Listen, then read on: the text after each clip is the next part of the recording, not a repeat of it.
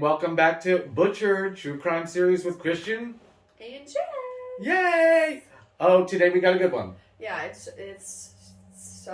I have no words. It's crazy. It's good. It's not good because people died, but it's really sad and sad on both ends. For me, it was. I was watching documentaries and reading on this, and I was literally crying tears. So Same. Yeah. This one, it's kind of cool that both of us watched it separately yeah, and come together and discuss it, because then we can find out, what I may have missed or what you Right. saw and your take on it. But God, this person didn't have a chance from the Yeah. get-go, in my opinion. no, she really didn't. No, So, she didn't.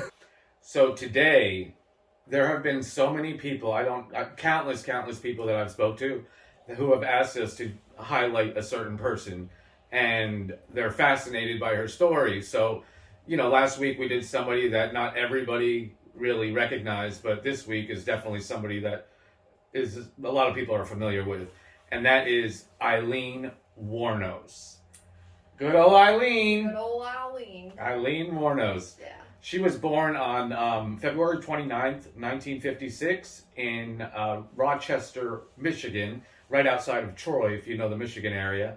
And she had a sibling who was Keith, and he was 11 months older. So just to jump back, Eileen's mother was Diane Wuornos, and her father was Leo Pittman.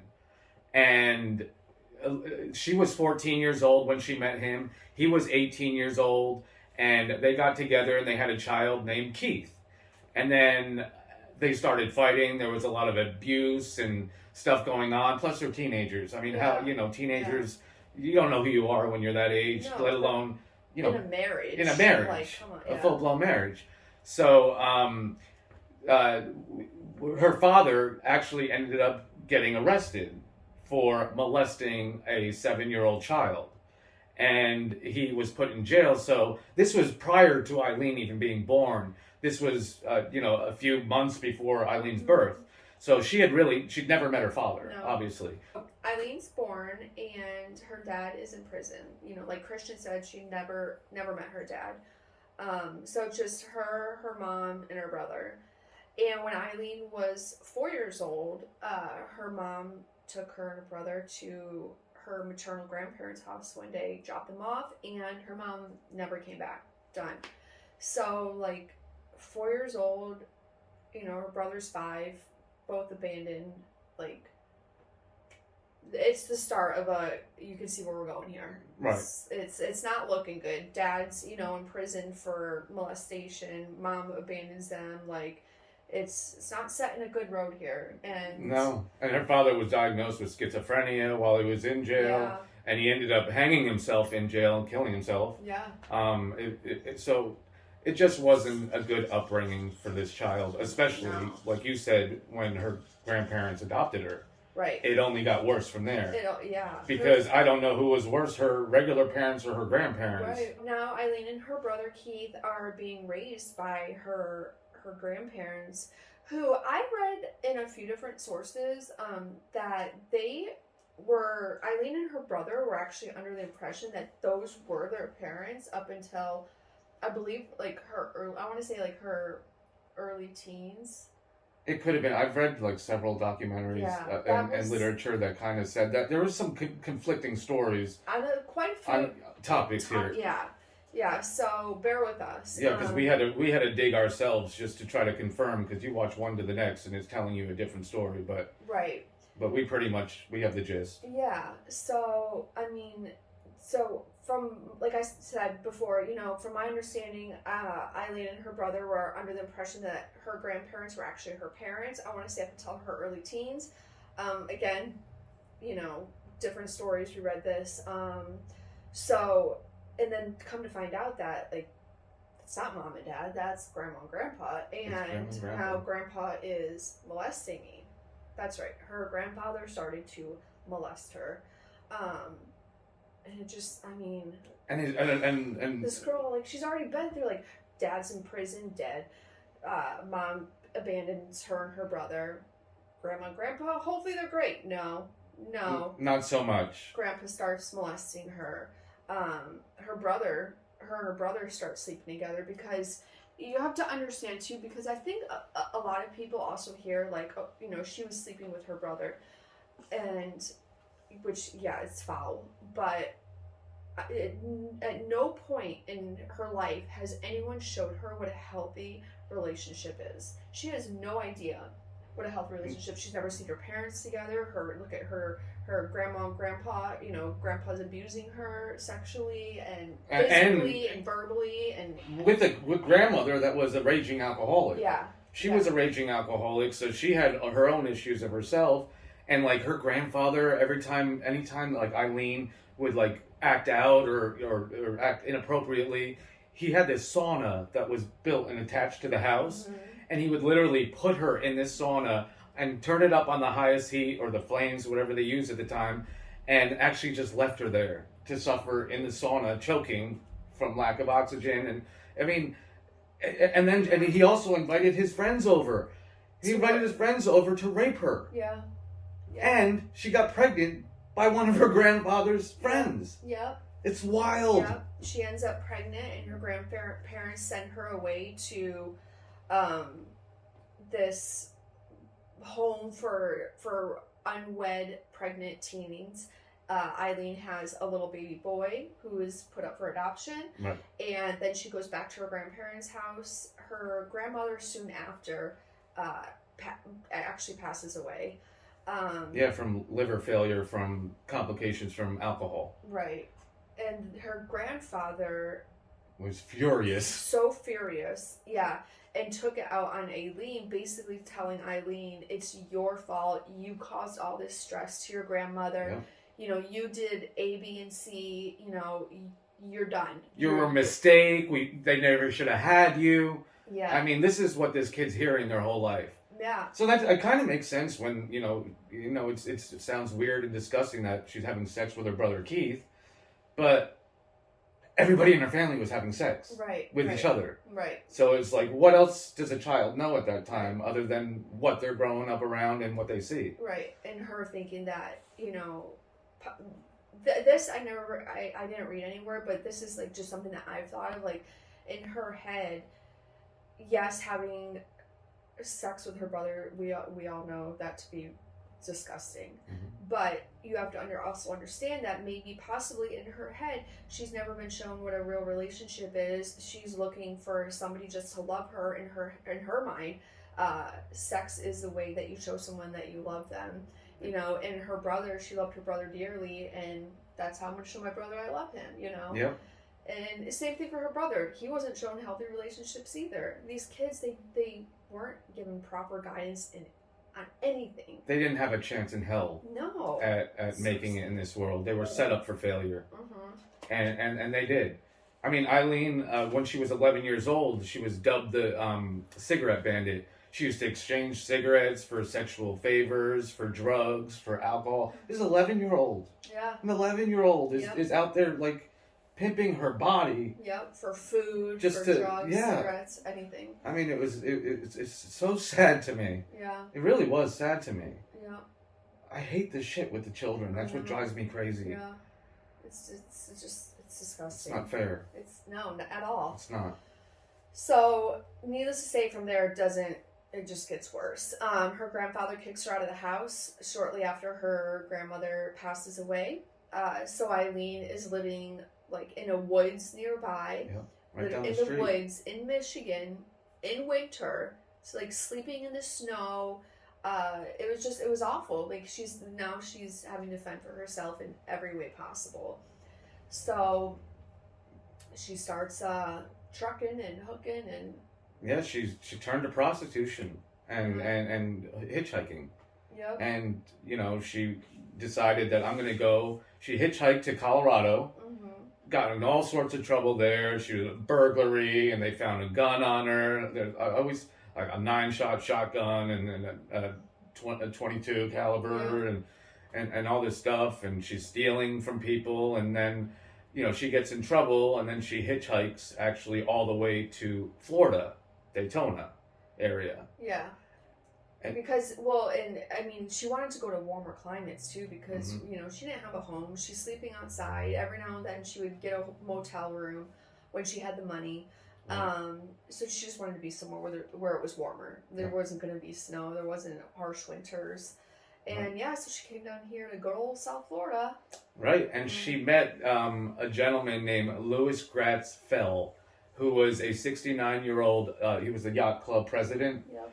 And they got married within weeks, basically. And immediately there were red flags. She started beating him with his own cane. Yep. She was abusing him. She would go out and go to bars and get into bar fights and throw bottles at people. And she's got a rap sheet. Like, I don't know if you've seen like how Yeah. much trouble she was in. She's been arrested an insane amount of times. Yeah, it was like it's unfathomable that somebody can be, but Yeah. she was doing this, in my opinion. She had to survive. Yeah. You know, it was life or death for her, and you know, it's that fight or flight. Yep. And she had no choice. She was left without the choice of anything in life. Yeah. She had to fight for everything. Mhm. Everything.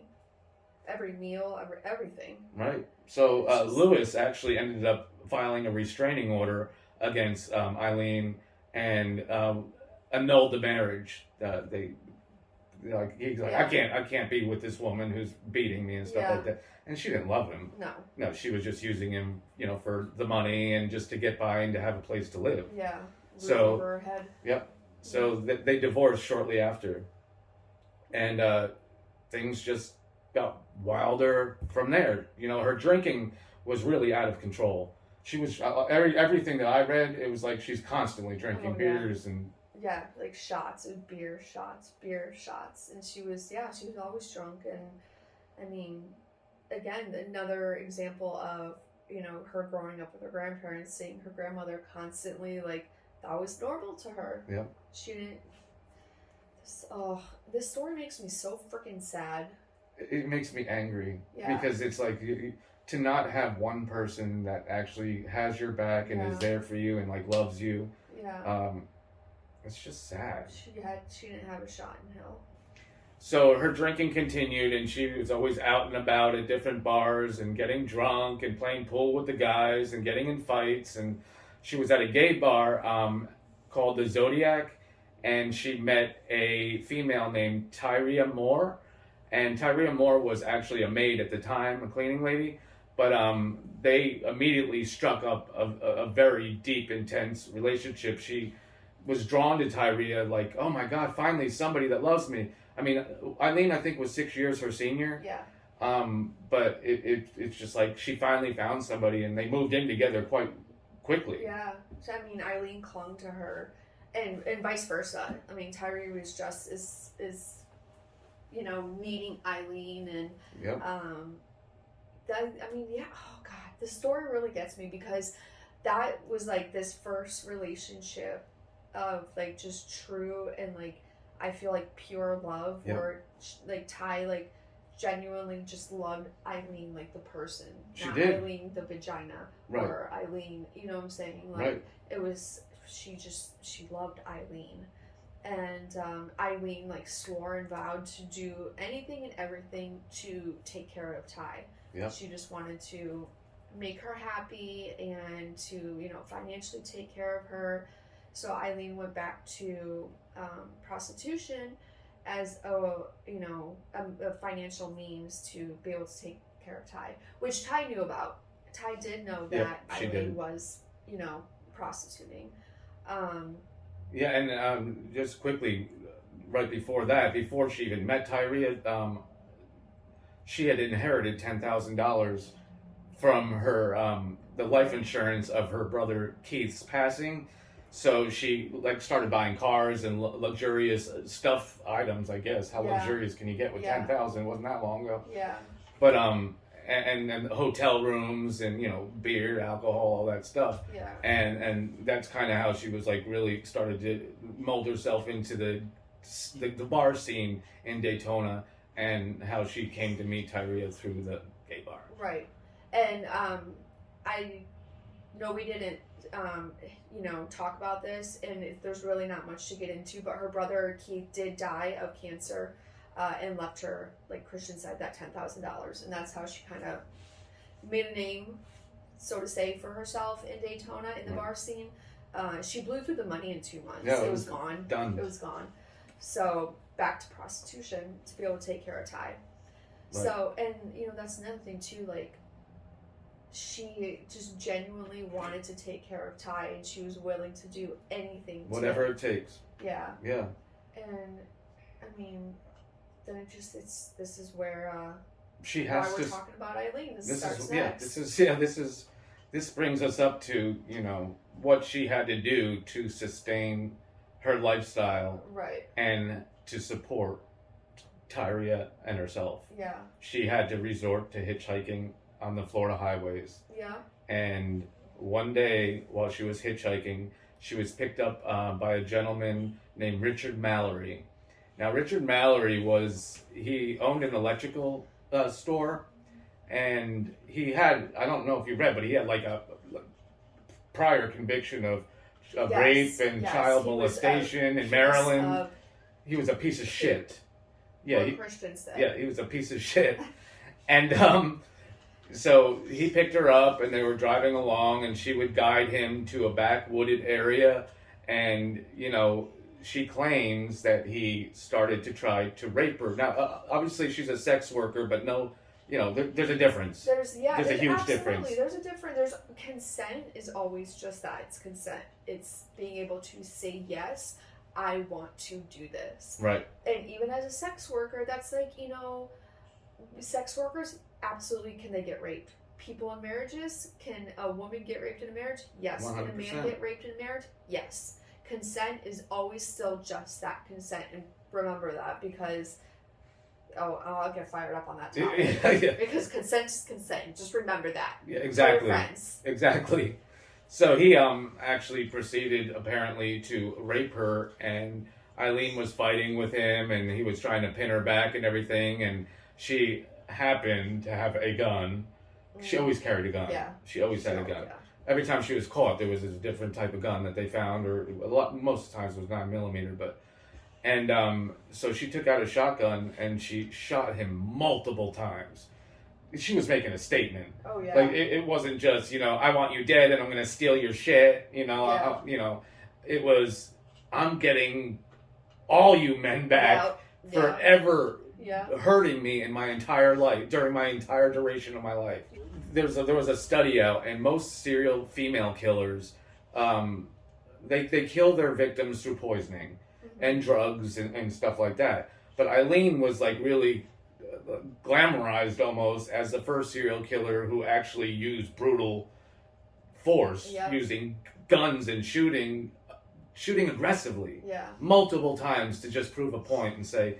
And all the guys were between 40 and 65 years old, white men. Yeah. So that's the kind of the people she grew up around. Yeah, because she had like this deep anger for her childhood. Yep. She just had she's just trying to get some sort of revenge, some sort of, I don't even know the right words. I don't even think there is a right word. It's like retribution. Yeah. Almost. It's like it there's no good way to say no. it. There's absolutely no good way to say it. Yeah. But so that happened, and she would steal whatever belongings she can find in their cars, their driver's license, sometimes anything. She would steal the cars too. Oh, the cars, yeah. Yeah, she would just take the whole car, because a lot of time she needed, obviously a car. Right. Hello, Jessica. And she'd take the license plates off of all of them. She knew what she was doing. Yeah. She was smart. She was smart. Smart, but she was sloppy with the fingerprints and stuff like that. She really didn't clean up well after herself. Yeah. Well, speaking of cleaning up well after herself, how many people that I read that had met her that said that she stunk? Oh. They're like, she needs to shower. This girl just smokes and drinks and never showers. And Aileen commits her first murder that we just spoke about. And she, now has his car, everything in his car's possessions. She ends up literally pulling his body over into some brush, covering it with she didn't go all in here. She did very little effort. So she, like I said, commits her first murder, has his car, his possessions, drives back to the motel where Ty was at. Right. And now, as she goes on to murder the next 6 men, which we're not going to dive into because it's the same thing, and we're not going to give out those men's names too because I also feel we can't give them a proper story here. Right. So we're just going to say she went on to kill 6 more men. If you want to know who the men are or anything like that, feel free to look up Aileen's story. But the way she went about it and the killings and everything, it's exactly the same as the first one. Hitchhiking, taking them into a back road into the woods. Yeah. Pretending to, get ready, sometimes have them take their clothes off first. Yeah. And then sometimes she'd get out of the car and just walk around, and then she'd shoot them multiple times. Yeah. And that's pretty much what happened in every instance of the murders. And she would, like we said before, take their cars, and I believe it wasn't with the first one, but as Aileen started to come back to the motel and she always had like different vehicles, Mm-hmm. Ty started to question and wonder what was going on, and before you know it, Ty knows the whole story. Aileen tells her everything. And at first Ty is kind of like, I don't want to be a part of this, I don't Right. know, blah blah blah. Aileen and Ty, they both have this hold on each other, and as much as Ty doesn't want to be a part of all this, she loves Aileen, so she stays. And she also was like a witness for Aileen in a lot of the other petty crimes that she committed. right. Because she was doing burglary, forgery, all sorts of any type of crime you can imagine. Yeah. Aileen did it, Yeah. including murder, obviously. Yep. So some time goes by. They're in one of the stolen cars, and Ty's driving one day and loses control of the vehicle, crashes into like an embankment. Yeah, it was like a ditch on something like that. Yeah, on somebody's property. The people in the house, they come running out to see if the girls are okay. Eileen's obviously freaking out because they're in a stolen vehicle of a man she murdered. Right. And so she's like, Ty, come on, we gotta go, grabbing Ty, and they run off, leaving the car there. Cops show up to the scene, realize the car has been stolen, and the owner of the vehicle has been reported missing. Now, Aileen and Ty, they're gone. They ran off. The owners of the house come out to speak with the cops, give them a description of both Aileen and Ty. Right. And now the cops have sketches drawn up of both women, and they're all over the newspapers, everything. So Ty starts freaking out. She's freaking out. And Aileen always promised Ty if she ever wanted to leave that she'd buy her a bus ticket and she could go. So Ty's like, I want to go back to Pennsylvania. Yep. I'm out of here. So Aileen is like devastated, beside herself, devastated. But also remember, she made this promise to Ty. So she goes through, buys Ty a bus ticket. Ty went back to Pennsylvania, where I think she grew up in Pennsylvania, where her family lived. Yeah. And Aileen stayed around in the area and continued to do her stuff. Aileen stuff, exchanging sexual favors. So like she said, Aileen was heartbroken that Ty left. So her drinking picked up, and she was hanging out with more guys and hanging out at a bar in Daytona called The Last Resort, where she could be found almost on a daily basis. And sometimes she would even sleep there because she didn't have a place to sleep all the time. She didn't always have money. No. She pawned all the stuff that she got from these people that she had murdered, at the pawn shop. There's a receipt too, which all comes back together with a fingerprint. But so she'd be hanging out at this bar and stirring up fights and getting in fights. So the cops started to get onto her. Mm-hmm. The cops got onto her, and in fact, Aileen thought that they knew all along that what she was doing after the first murder. Yeah. But there's no proof of that. No, there's whatsoever. no proof, and her story changes too. A lot. Yeah. Once she's caught. So they hired this undercover detective or sheriff to go into The Last Resort, which was the bar she hung out at the most. And he befriended her, and he was hanging out with her, and he'd buy her beers and shoot pool with her. And, he said that she smelled nasty too. But eventually, I guess he gained her trust. And then they started to kind of flirt and stuff like that, and she was propositioning him. Yeah. You know, I'll give you sex if you give me something else. And he goes, well, I'm not going to be sleeping with you if you smelling like that and looking like that. Well, and by the way, apparently no men really ever fucked with her at that bar. Like, she was like the tough girl. Yeah. So, you know, that was her reputation. So he's like, I'm not going to sleep with you because you smell so bad, blah, blah. I need you to take a shower. And she's like, well, go get a hotel room. So he goes out and he goes to get a motel room. Meanwhile, you know, there's law enforcement all outside. They were just trying to decoy her into going outside to getting caught. And, you know, because they didn't want anybody getting hurt inside, you know, the bar, the establishment. So he goes and he gets the key to the hotel room, and he comes back and he walks in and he goes, hey, Aileen, I got the key now. Let's go back to the room, get freshened up, and, you know, take it from there. He shows her the key, and they start walking outside, and that's when she is apprehended by the police and arrested on that date. Do you remember the date around? January 7th, 1991. Yeah. She only committed the crimes between November of 89 to November of 90. Yeah. And then, so all this stuff just like was a rapid thing, and whatever, she was apprehended and arrested and sent to prison. Yep.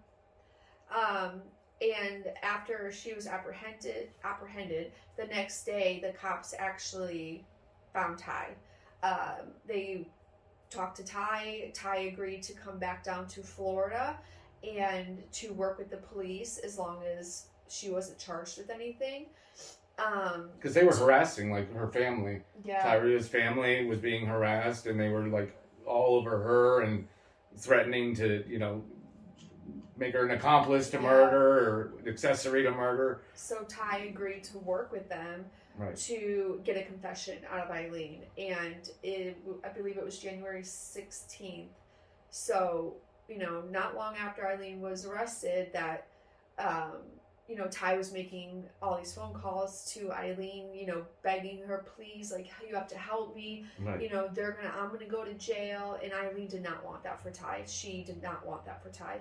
So Aileen ends up confessing on the phone to Ty, talking about the murder, saying it was self-defense. So these guys were trying to rape me, and, you know, they deserved it, and all this stuff. So that's how they got Aileen. And it was about a year later, Aileen went to trial for the first murder, and it was like 4 days later, she was convicted and sentenced to death. She killed 7, but she was only convicted of 6 murders. Because they didn't find one of the bodies, right? Right. Yeah. So, and Aileen didn't. She was drunk all the time. She didn't know. No, and she did some sloppy work, and she admitted it in her interview prior to her end date. Yes. So while she was on death row, Aileen actually, I want to say befriended this gentleman by the name of Nick, who was consistently one of the only person that she would, consistently allow interviews to. Right. And he was the only one that she would talk to the day before her execution was carried out. And do you know what's weird too? During this time, while the trial is going on, she gets adopted. I didn't know that. I didn't read that. Aileen got adopted by Aileen Prale, who was a breeder and a farmer. Oh my God, I did know that. Huh? I did read that. Yeah, it was crazy. I was reading it, and apparently this breeder woman named Aileen Prale was reading the newspaper and saw a picture of Aileen where they were talking about all these murders and everything that was happening. And she was a very religious woman, and she said she found it in her heart that she felt like she wanted to help this woman, and she had plans for Aileen to come back to the farm after she was acquitted and help her, you know, with the breeding of the horses and all the animals and upkeeping of the farm. The person that she was adopted by a 44-year-old. Yeah. She was younger than her.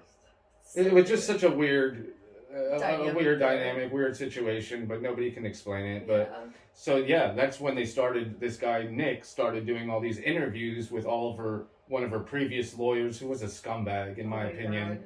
He was James.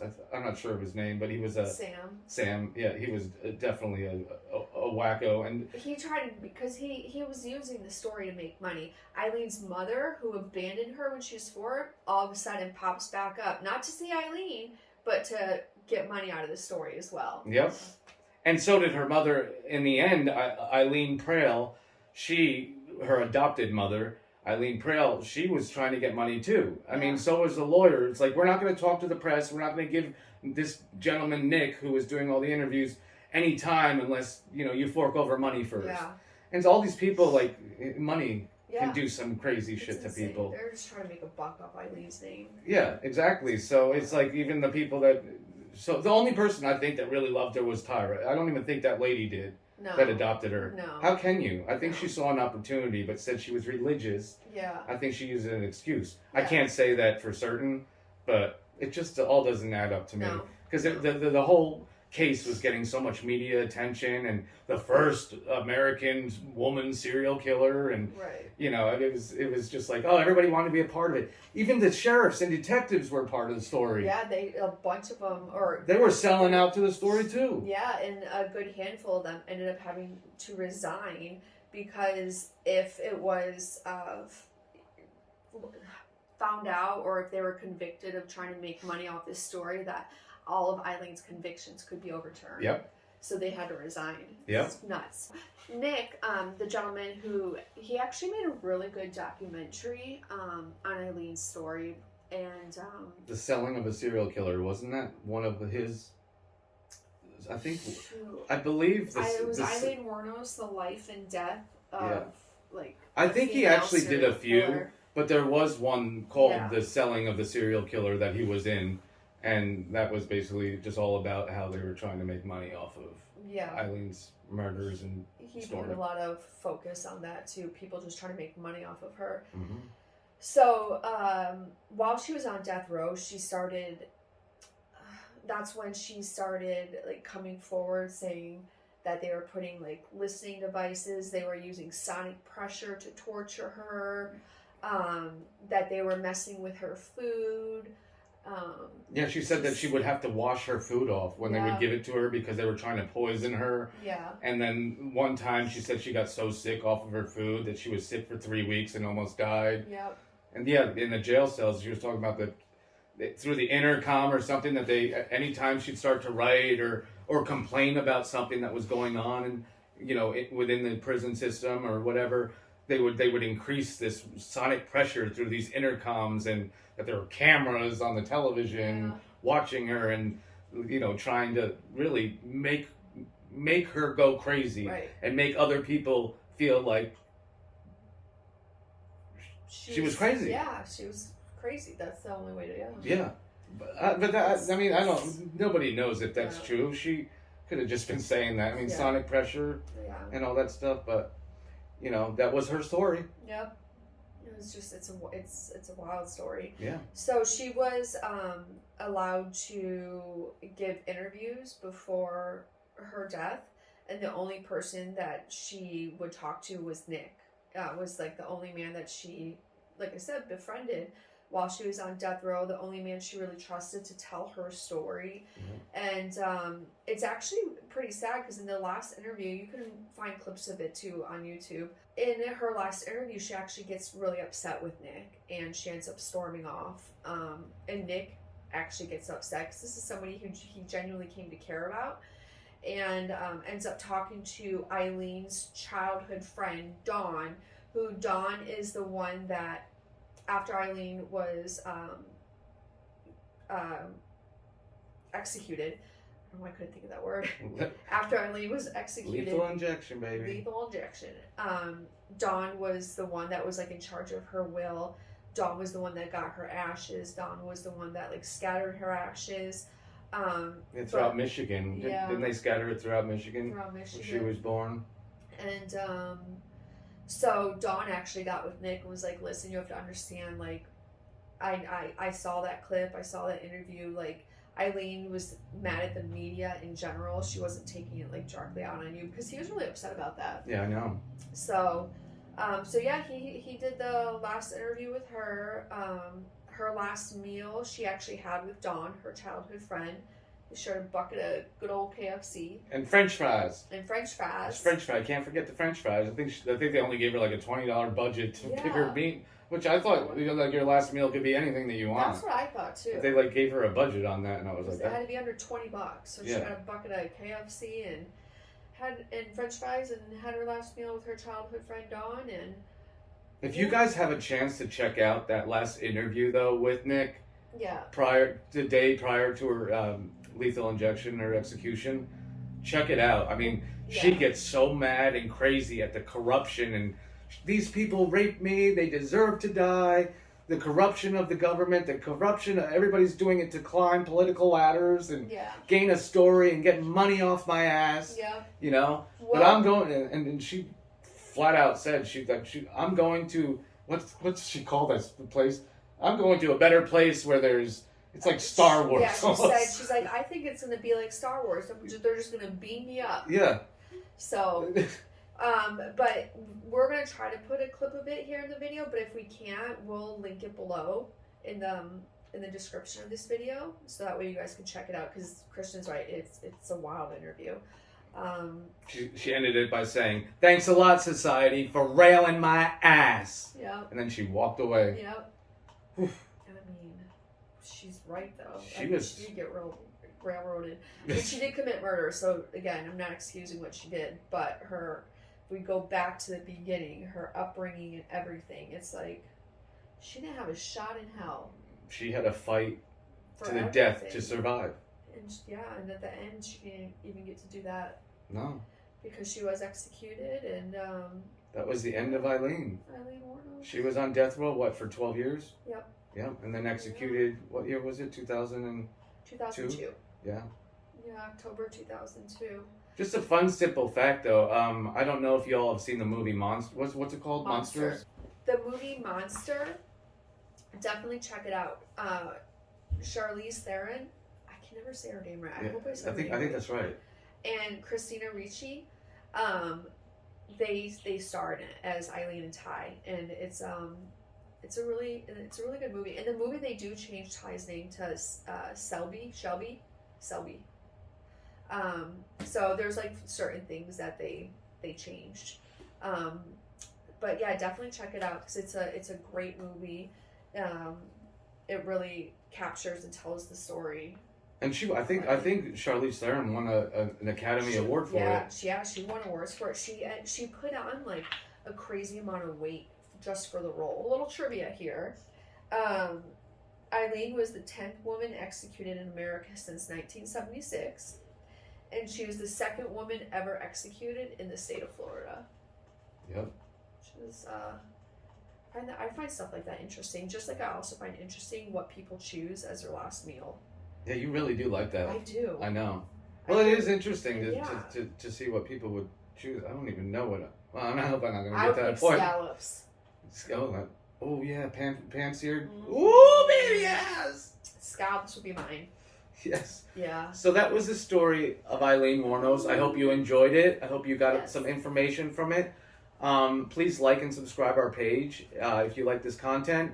And every other week, every Friday at 5 p.m., we'll be uploading a new video and highlighting another serial killer of our time, or of all time, actually. Yeah. So check out our social medias too. We have Instagram, TikTok. Well, those are the two that we have. It's butchered_true crime on both of them. Yep. But yeah. Check it out, and we'll see you there. Till next time. Boola, everybody. Bye, friends. Because she only committed her Should we do something like scary, like, because it's gonna be our thumbnail? Let me choke you. Yeah. Her mother was 14 years old, and her name was, I'm a year off. You're more than a year off. You're 10 years. Jessica, math. That's supposed to be like my strong suit. Ruth, if you're watching, I see you, girl. Yeah, you left your prints here. We're gonna track them. Heart forever. What I do, I leave these books in my car, like on a seat, you know. So that way, if somebody tries to break into my car, they see it and they're like, "Oh no, that bitch crazy." No, yeah, she real crazy. Let's get it on. I've been ready. Oh, sorry. So, don't laugh anymore. I gotta Okay. be serious. He's like, pause. It's time for a lipstick break.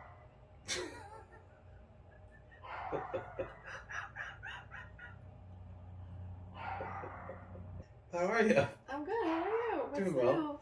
new? Nothing Yeah. much. Just chilling. Yeah. Just hanging out with the dogs. What's wrong, Boo Boo?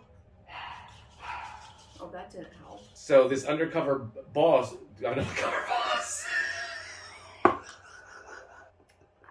Nailed it.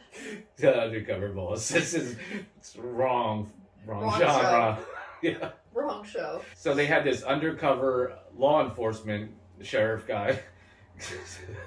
So they had this law enforcement go undercover. Sorry. Sorry. Yeah. I'm sorry. I'm there. You're there? I'm there. How long will you be there?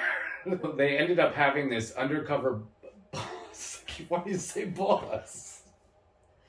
No, I got this. Are you ready? Yeah. Come on, My relax. nose is just like, ugh. So they had this undercover sheriff go into Dave's last resort. Jesus Christian. Alright. You're fired. What you didn't know is I'm a natural movie maker. This kratom hits good.